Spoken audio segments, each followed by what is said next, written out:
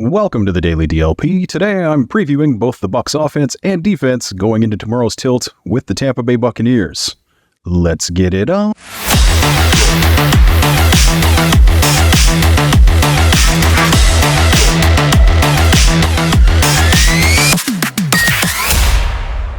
Let's start with their offense. The Bucs offensive coordinator, Dave Canales, began his coaching career at his high school alma mater, Carson High School. Go Colts.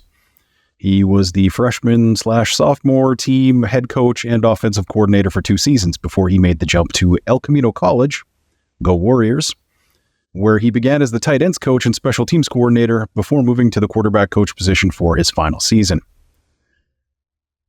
During his time at El Camino College, he developed a relationship with one Pete Carroll, and in 2009 he made the jump to USC as an assistant strength coach. And then Carroll abandoned the program just before the NCAA came in and spanked them for a whole bunch of recruiting violations that ended up having things happen like Reggie Bush getting his Heisman Trophy pulled, which has never really happened before or since. But he took Canales with him to Seattle. And through all of the changes in offensive and defensive coordinators over the years in Seattle, Dave Canales remained, which is usually a good sign that you're dealing with a good coach when a whole bunch of other coaches are more than happy to work with him.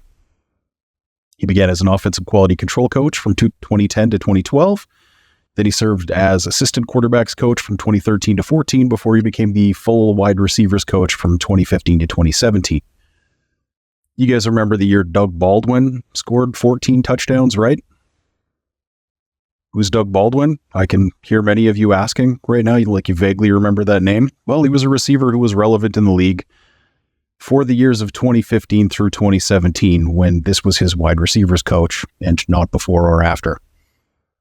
In 2018, he moved over to the quarterback coach position, and Russell Wilson set career highs in touchdown passes in 2 of the next 3 seasons.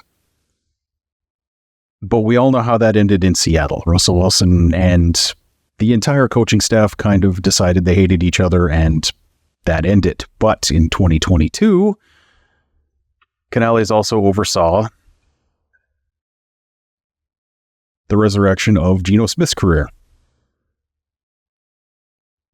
And of course, when something like that happens with a quarterback's coach, they immediately get an offensive coordinator position, and that is how he ended up in Tampa Bay this year. So he's not one of the super cool Shanahan tree guys that have been featured in a bunch of documentaries and have been getting snatched up as head coaches left and right throughout the league. He's more of a control the game by running the ball and setting up deep shots kind of guy. And the problem right now is that the Bucs aren't really set up to do that well in terms of the personnel they have. This year, his career resurrection project is Baker Mayfield. And let's take a look at how that one's going. Really well. Bluntly, Mayfield's on a pace for a career high in touchdown passes, which if he stays on his current pace, he'll have 30 at the end of the year. And the second lowest interception total he's ever had in a full season as a starter with 9. His yards per attempt are 7.1 and his adjusted yards per attempt are 7.5. And it's the first time he's been on the good side of that calculation since 2020 when he led the Browns to their first playoff win. He's completed 69.6% of his passes this season. Of course, when you have 2 great wide receivers in the form of Chris Godwin and Mike Evans, that probably makes completing passes much easier. In fact, we kind of know statistically that the offense has been propping up Baker's numbers because nearly half of his passing yards are after the catch. And that takes us to the first way that the Lions need to handle this Buccaneers offense. Baker's been willing to check down this year. The Lions need to make him do that, and then they need to make the tackle. Guys like Jerry Jacobs and Will Harris, who are going to spend time locked up with Tampa's superstar receivers at points during the game, need to limit the yards after the catch that the people they're covering can get. Like Evans, that's not really his game. Less than a third of his yards are after the catch. He's their deep ball guy. They need to stop him from getting deep shots, obviously. But of Chris Godwin's 255 yards, 105 of them are after the catch. Rachaad White, the Buccaneers' top running back, has 86 receiving yards, and 118 of those are after the catch. Tight end Cade Otton, almost half of his yards are after the catch. The Buccaneers can't run the ball, and Baker Mayfield has the 10th lowest air yards per completion. He has the 9th worst differential between his intended air yards and his completed air yards, and that means that they are trying to throw some deeper stuff. They're just not good at it. The ones they actually complete, short passes, which means you need to, when they complete those passes, you need to tackle them. Mayfield also has the 5th lowest aggressiveness percentage in the league, and that means that he's just not throwing the ball to people who are in tight coverage. So that's kind of a key there as well. He won't throw to the guys who isn't wide open, so don't leave Mike Evans wide open. Don't mess around leaving your lesser coverage guys in one-on-one matchups with a future Hall of Famer. He was listed as limited participant in practice all week. Wasn't even running full speed until Friday. And it remains to be seen whether he'll be anything other than a decoy on Sunday, but if you don't cover him, he can still run in a straight line, and he is 6'5". He'll catch the ball if they throw it to him. 3 of Baker Mayfield's 7 touchdown passes on the season are to Mike Evans. He does need to be covered. He needs to be covered tightly. We'll see if he can actually do anything. If he wasn't in the lineup, basically this offense would be completely toothless. And luckily, this basically is what the Lions have been doing for the last 3 games. They've been keeping everything in front of them. They've been not letting anything get open deep. But the Buccaneers are coming off a bye week. They've had ample time to prepare for more of the same from the Lions. And this is the quarterback's coach who was part of the recent embarrassments that the Lions have continuously faced against the Seattle Seahawks. Glenn should be assuming that as much as the Bucs are capable, he's going to see the foundations of how the Seahawks have embarrassed him personally in the last 2 years.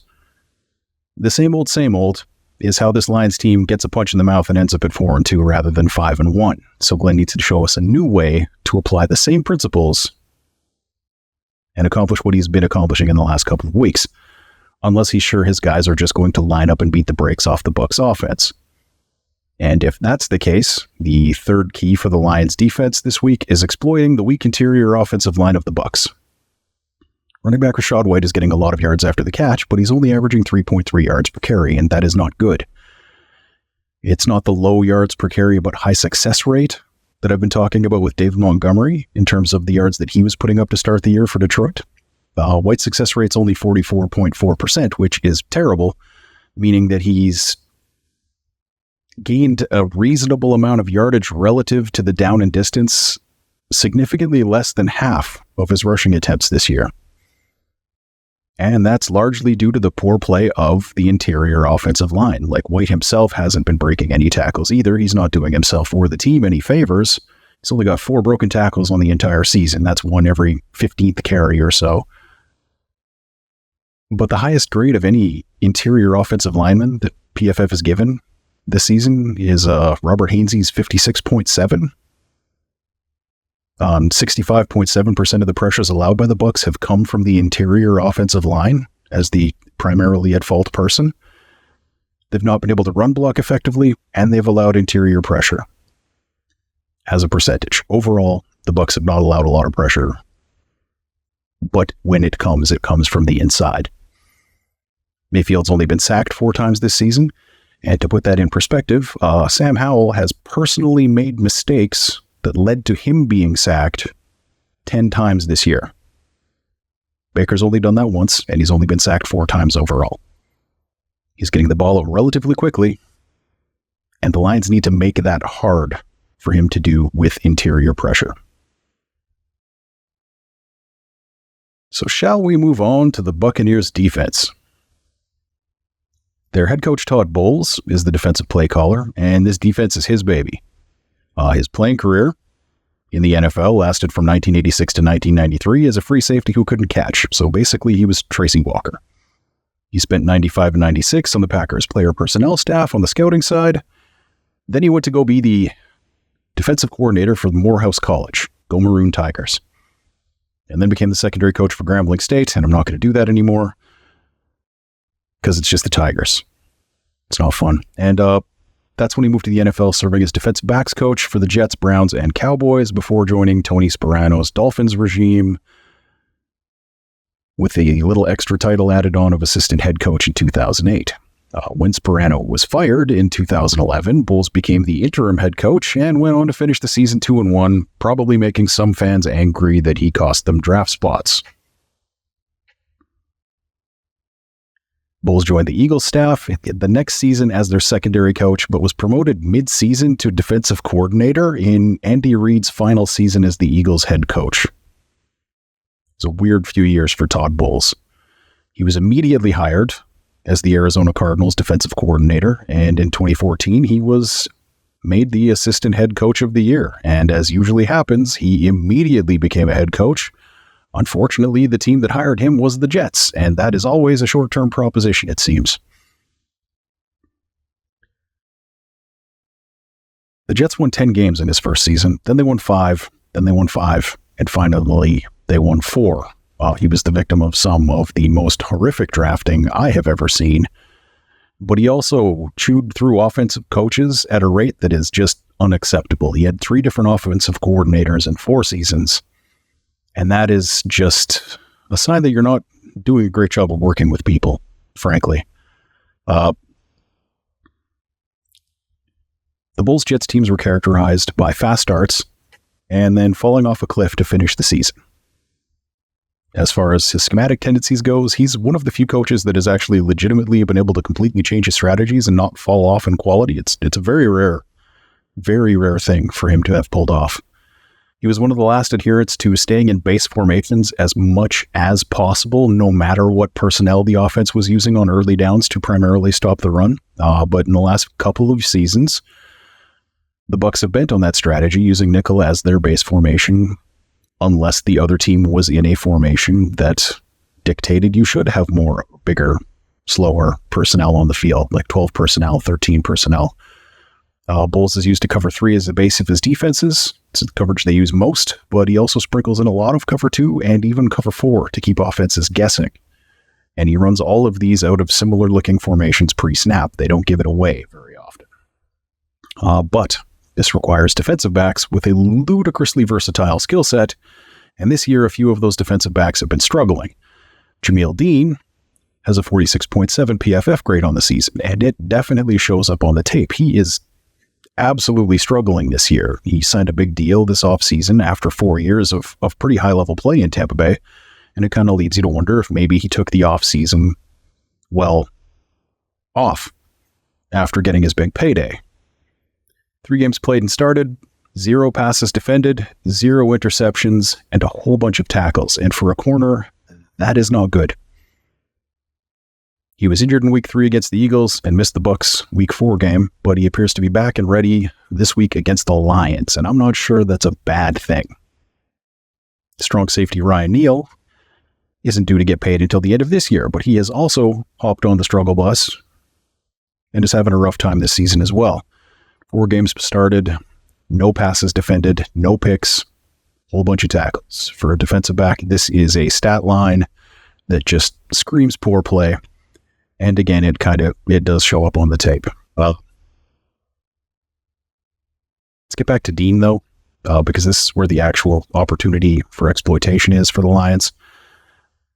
In that cover 3 base, he has deep third coverage a significant percentage of the time. He is also used to being faster than the vast majority of the wide receivers that he faces. The Lions happen to have a guy who is significantly faster than Dean's clocked 4.3 that he ran at the combine. Like, he's a guy who relies on his athleticism to jump routes and make plays. And the Lions have a guy, one of the probably 4 guys in the NFL, who can take advantage of that because he's more athletic than Dean is. It's a prime week to put that guy in front of him. Of course, I'm talking about Jamison Williams. This is his shot to actually maybe come out of hiding. They got his feet wet last week, made him run some routes, had him do a bunch of blocking, and I think this is an opportunity to put the fear of JMO in the hearts of the league's defenses. The Lions just need to keep Antoine Winfield the hell away from him, and that means they have to have multiple deep routes going at the same time, and that brings me to the second key to attacking this defense.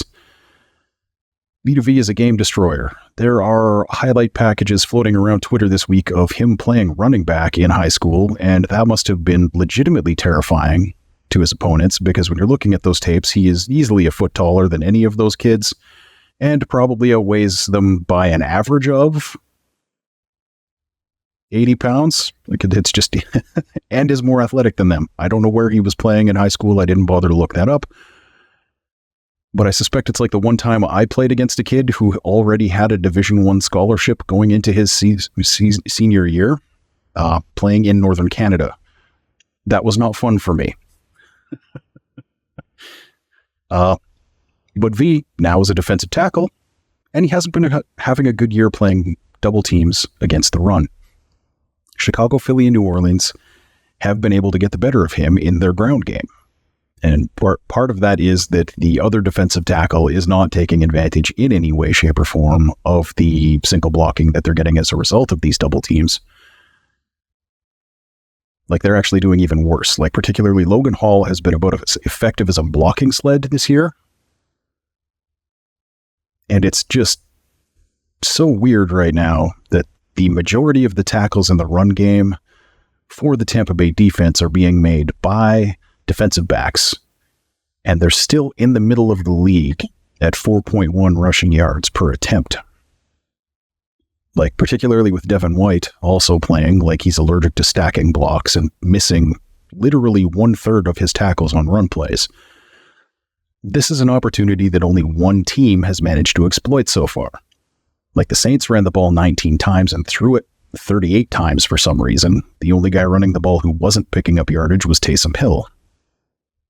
That game was 14-6 at the end of the third quarter, so it makes absolutely no sense that the Saints just completely abandoned the running game in that game.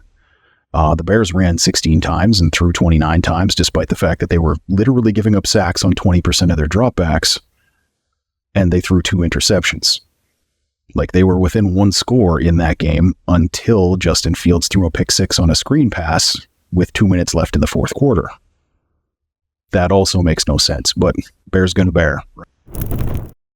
The Vikings throwing 44 times and rushing 14 times makes sense because they were getting 3 yards per carry out of Alexander Mattison, who is not very good. How about the Eagles? Well, they ran the ball 40 times and threw it 37 times, and they beat the Bucs by 2 scores. That's the Bucs' only loss on the season. So luckily, the next key for the Lions offense is something that they love to do.